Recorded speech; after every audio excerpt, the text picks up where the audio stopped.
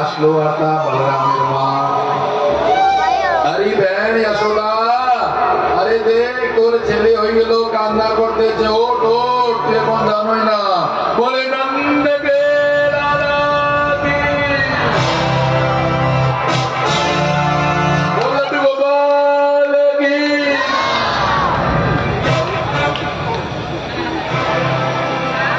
জানোই না যে यशोदा মা, ও যে দিদি, ও দিদি দিদি यशोदा, রাধে রাধে। আরে দিদি কি হয়েছে? বলে কি হয়েছে, সব যা হয়েছে ভগবান की इच्छा তো সব ভালো হয়েছে, রাধে রাধে। আচ্ছা আরে শোনো গা, আরে কই গেল? আরে আমার ছেলের বাবা কই, বাবা কই? আরে শোনো গা, আসো, ছেলে হয়েছে। নন্দ বাবা বড় আনন্দে নিচে নিচে আসতেছে।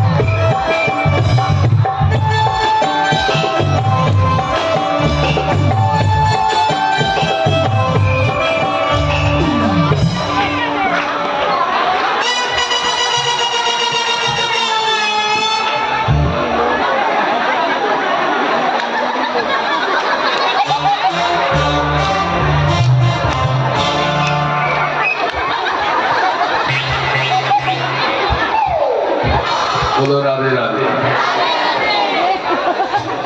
এখানে আপনি কি দেখতেছ? আমরা তোমরা যখন কৃষ্ণের নামের কথা শুনে এত আনন্দ পাইতেছি, আর যেখানে স্বয়ং ভগবান আসলো তো ব্রজবাসী কত আনন্দ ছিল, সবাই বাউ বাচ্চা को लिए আসলো। এটা কি? ও आपका पति है?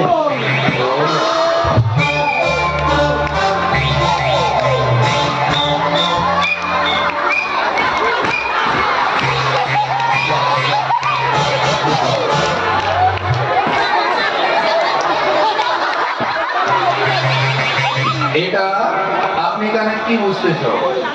এখানে একটা ব্রজবাসী বাচ্চা নিয়ে বউ নিয়ে এইভাবে সবাই আনন্দ করতেছিল।